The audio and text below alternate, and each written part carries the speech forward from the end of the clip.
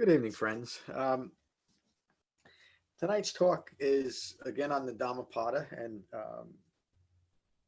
and this is on the Balavagga, the fifth book of the Dhammapada. There's a longer introduction to the Dhammapada articles that I'm going to go into right now. But the subtitle of this is "Fools and Foolishness," and it refers to Dhamma practitioners that adapt, accommodate, or embellish the Buddha's Dhamma in some way, and the foolishness of that. And this is a common theme. In fact, if you read most of the Buddha's suttas, he's always describing a very fine line between what he teaches as authentic Dhamma practice, as skillful Dhamma practice, and that which is fabricated and will only lead to further confusion and to only further our own ignorance. Each chapter of the Dhammapada, there's 26, each one of them addresses that fine line of authentic and skillful Dhamma practice and that which is foolish. And so the use of the word foolish, the reason why I'm talking about this right now is I've had a few students object to the harsh word fools, but remember, or foolishness. But it's only in reference to those that are hoping to practice something that they call Buddhism, something that a Buddha taught, but are actually practicing something that is completely different and often contradictory. And if you listen to me, you hear me say this often, that anytime you adapt, accommodate, or embellish the Buddha's Dhamma, even a little bit, you're losing the entire Dhamma. There's no longer any true benefit to Dhamma practice. This is the Balavagga. The night is long for the sleepless, the road long for the weary. Suffering and ignorance is long for fools ignoring the Dhamma, meaning you'll never come to the end of it if you ignore the Buddha's Dhamma. The essence of the Buddha's Dhamma is a mind rooted in ignorance of Four Noble Truths will create endless fabrications to obscure its own ignorance. A true seeker should be resolute in their solitary path if an equal or wiser companion cannot be found. Now remember, this is 2,600 years ago, before we had hundreds and hundreds of competing so-called Buddhist practices. But even back then, let me see who that someone here. Pat. Okay. Hello, Pat. Welcome to my talk tonight. Do you let me see if you need me to enable your mic. Nope, you don't have a mic on. Okay. Well, welcome, Pat. I was just in the middle of this, or actually just the beginning of this talk on the Balavagga from the Dhammapada. Lay down here, folks. Come on. My dog loves getting in on this Thursday night talk. Let me go back just a little bit. A true seeker should be resolute in their solitary path if an equal or wiser companion cannot be found. And as I was saying, just as you joined, Pat, the many hundreds, if not thousands, of different modern Buddhist practices, in parentheses, are something that the Buddha was addressing even back then. How to engage in these practices. And what he's saying is that to be very cautious about following someone who doesn't themselves know what the Dhamma is. Common during the Buddhist time, and still very common, unfortunately, today. The Buddha continues, the fool worries, distracted. I have sons, I have wealth. Not knowing the heart would. What the Buddha is referring to in that self-referential thinking is where and how have I established myself in the world? Where have I created self-referential views? And we do that because, as the Buddha teaches, we do it because we don't understand the heartwood of the Dhamma. And whenever the Buddha uses those words, heartwood, he's referring to the Eightfold Path. The fool who thinks themselves wise is foolish indeed. What a beautiful line, isn't it? The fool who knows their foolishness has the beginning of wisdom. So we have to understand where we are if we're going to develop the Buddha's Dhamma. So often I come across sincere Buddhist practitioners, but who are very early in their practice and have attached themselves to a little bit of this practice and a little bit of that practice and a little bit of from this teacher and a little bit from that teacher, most of those not well grounded in what the Buddha actually taught, and are very proud of their Buddhist practice. In other words, they're foolish about what the Dhamma really is, and they've created an identity which makes it very, very difficult to overlook. So the wise person, or at least an aspect of wisdom in that case, would be someone who is practicing something that is unskillful, but recognizing it and coming back to the Buddha's Dhamma. Again, a common theme running through most of the Buddhist suttas, either directly or indirectly. The fool who knows their foolishness has the beginning of wisdom. Just as a spoon cannot taste soup, the fool cannot gain wisdom without association with the wise.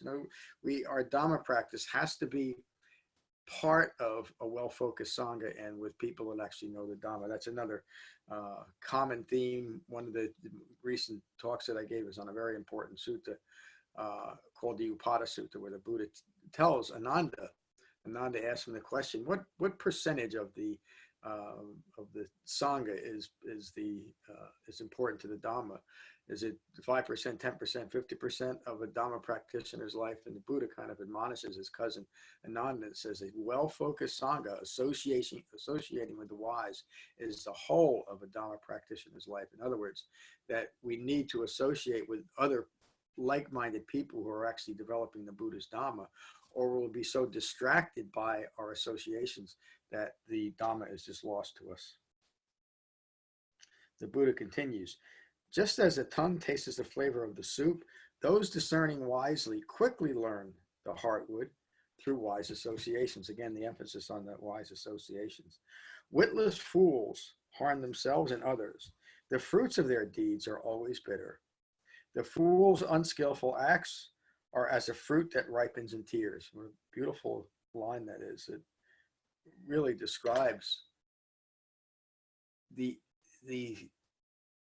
disappointment that follows from wrong efforts and distracted efforts. It ripens like tears. I know for many, many years, as a sincere practicing Buddhist, I was left in tears because my practice wasn't bearing any fruit. Even at times when it seemed to feel good, and I didn't recognize it at the time, underneath that distracted feel-good feeling was the lack of knowledge that it only felt that good because I was distracting myself by these different rituals and practices. The Buddha continues, the fool's unskillful acts, I'll read that again, the fool's unskillful acts are as a fruit that ripens in tears. The wise one's skillful acts are as a fruit that ripens in peace and happiness. In other words, if we're developing the Dhamma the way the Buddha intended his Dhamma to be developed, we will feel it, we'll know it, we'll have the experience of developing a calm and peaceful mind, and most importantly, the ability to take that off our cushions and into our moment-by-moment life. We have so many of the talks at our center eventually get back to that point, to the real practical effectiveness of this Dhamma, to develop a noticeable and ongoingly, I don't know if it's a good word, a real word, ongoingly noticeable, ever deepening level of jhana, or deepening concentration. The fool whose deeds have yet to ripen delights, yet when ripened, the fool always grieves. Another what a telling line there. As long as we don't have to face immediately the consequence of our foolish actions, our actions rooted in ignorance of Four Noble Truths, we think we're doing pretty well, but that fruit will always ripen to profound disappointment. It's just the nature of the three marks of existence. Wandering endlessly in ignorance, taking sustenance with a blade of grass, meaning we're just barely surviving, the fool never gains a speck of truth of the wise, because you're not looking in the right place. Foolish acts ripen slowly, like sour milk, but cling to the fool like smoldering ash. The fool gains knowledge that only leads to ruin by obscuring reality and their own innate potential. In other words, the continuing with the strategies that allow us to ignore the Buddha's Dhamma and practice others, or ignore everything completely, obscures the most important aspect of self, which is the innate potential to recognize and abandon views rooted in ignorance and awaken just as the Buddha taught. The fool seeks reputation and undeserved honor among monks, nuns, and householders. Through desire, greed, and continued eye-making, the fool thinks, let monks, nuns, and householders know that great works are done by me. Let them follow me as their savior. And that's so representative, unfortunately, by many, many teachers today. And the Buddha never set himself up as a savior, and he never intended to teach a salvific religion. He never sought fame and notoriety. He just wanted to help people along. Oh, there's Frank. I don't know if you want to. There we go. Sorry, Frank. The fool seeks worldly gain. The wise seek heartwood. Whenever the Buddha is mentioning heartwood, he's mentioning the Eightfold Path. Through right view, the wise Dhamma practitioner abandons worldly entanglements and develops release from all views, ignorant of Four Noble Truths.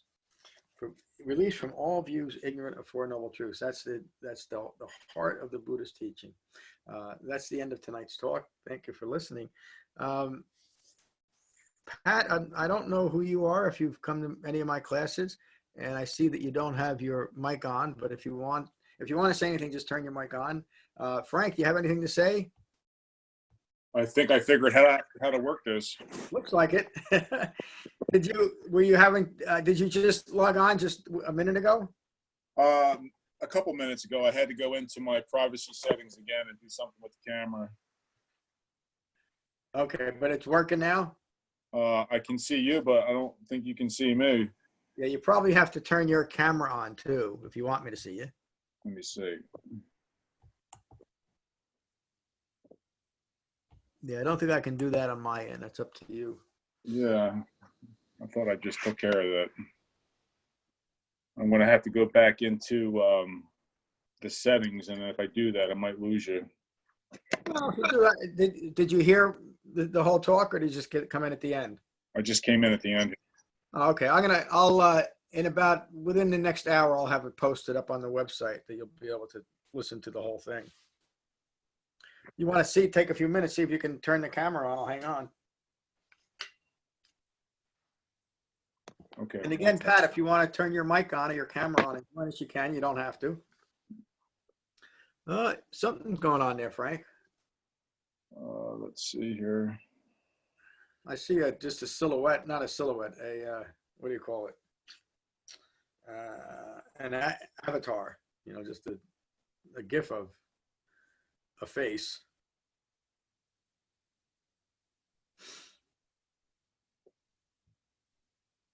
What are you using, Frank? Your iPad? Yes. Yeah, it's probably in the settings somewhere for the Zoom app.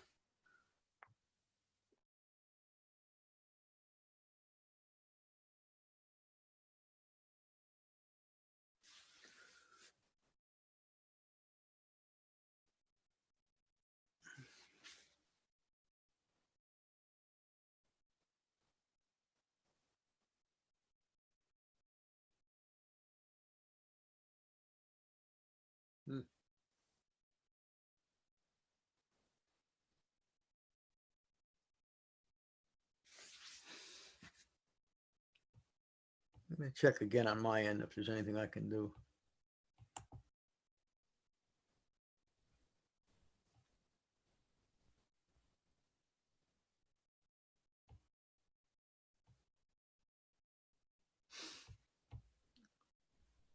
Lost you, Frank.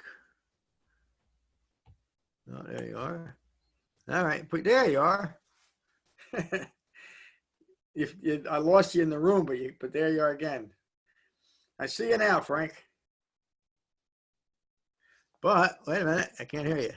No. Your mic is on. I should be able to hear you. There you go. There I go. Yeah. Hey, so you got it working. I did get it working. Yeah, nice. Yeah. So, like I said, I'll have the whole talk up, posted on the website within an hour. If you want to catch on. It's an interesting sutta, and this whole series from the Dhammapada. They're shorter talks, but on very specific topics, and I think they're really useful. I've been wanting to do this series for a while now, and now's the time to do it. Okay, so then I missed it. I thought it started at after a meditation. I thought it started like 20 minutes, 7:30, 7:35. Oh, yeah, I just go right into the talk. Okay. Yeah, so the Thursday night talk will always start right around 7:15. I usually open the meeting room, 5 or 10 minutes earlier, and that actually, if you join me earlier, then you can meditate with me. But I just found it a little awkward to be meditating online, for just an online class. But yeah, so it worked out. As long as your settings don't change, you should be able to use your iPad just like this. Just log in and you don't have to be on screen if you don't want to, but you can, just like you're doing. Yeah, that's fine. Yeah, but don't use it often, Frank. We want you up in Frenchtown. Okay, sounds good, John. Yeah, say hello to everyone, please. I will. Thank you. Yeah, good to see you. And Pat, I'm glad you joined. Again, if you want to say hello via email, please do so. If not, I just hope you join again in the future. Have a good evening, friends. All right, you too. Thank you. Bye-bye.